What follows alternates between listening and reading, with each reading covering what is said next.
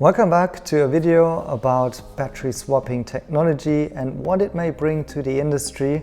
And no, this is no fancy thumbnail or hyped up video. This is rather a thorough discussion or something to think about when it comes to the prospects of sustainability and the overall trend in the battery industry and EVs with that.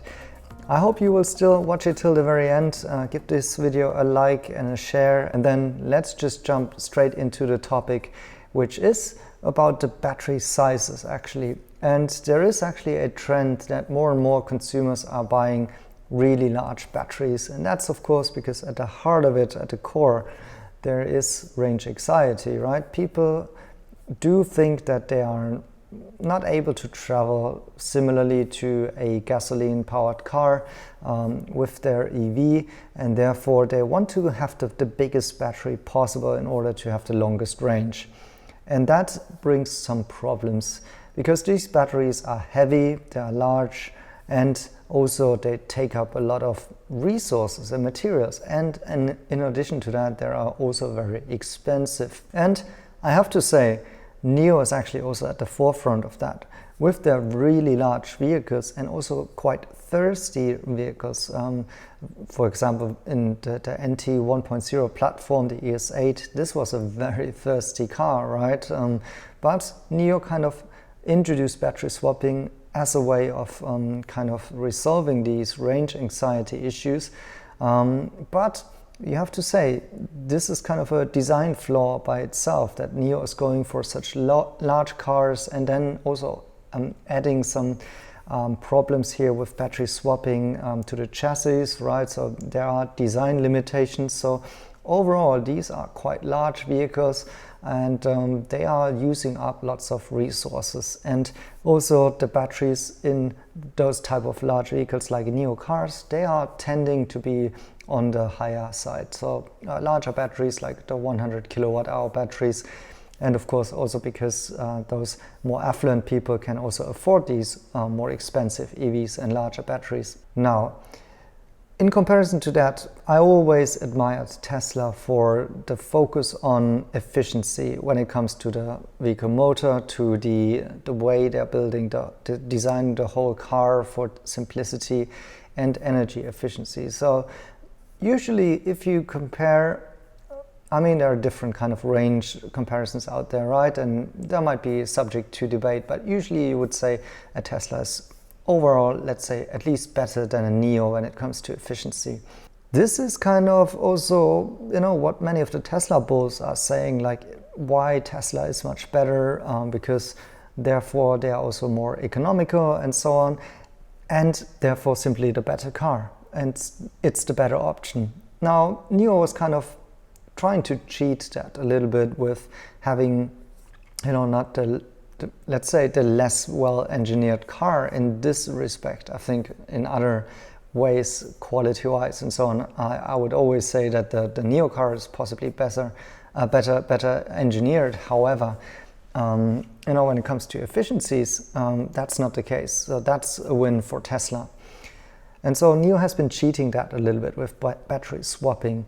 But now they may actually have something to offer and introduce here to the industry, which Tesla doesn't have, and overall may have a very positive effect to what I've just mentioned, namely the battery sizes and the consumer demand for those big battery sizes.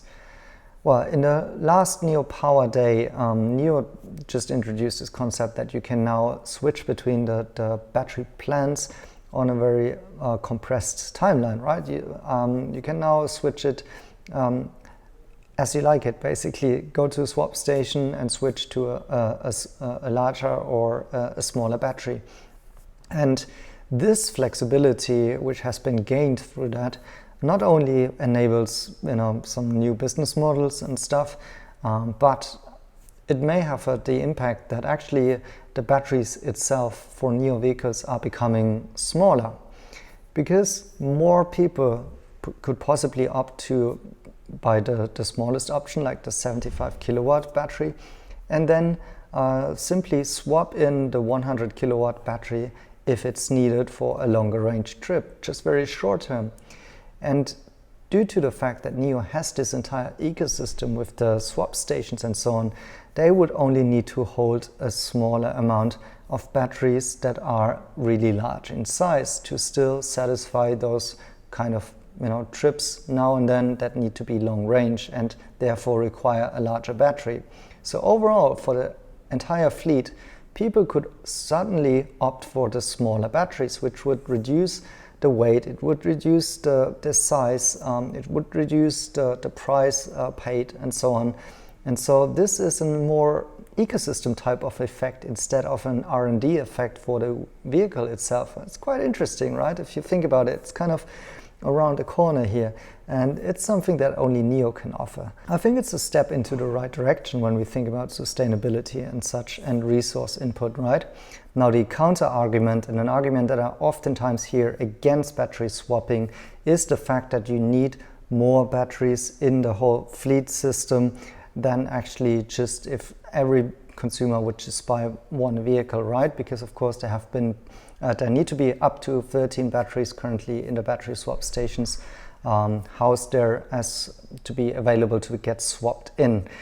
However, this is a much smaller size than actually many think of. Most people still think for each car off the road they need to have another battery placed somewhere that is being charged. That's not the case. It's only 5% of the fleet that needs to be also be stored in battery swap station as additional batteries. Now one would need to make the calculation at which point actually this 5% more batteries is being offset by the fact that people can now opt to buy smaller batteries in general. But I think there is of course this kind of a break-even point at which on a system level this will happen. And so the overall effect that I'm hoping here will be also in general actually in battery development a trend towards smaller batteries. Companies like Tesla will go there by efficiency gains, so that with a smaller battery you can actually achieve a longer range. But for NIO, on top of such kind of an R&D and efficiency gains, it seems that a battery swap system provides an additional way of fostering that trend.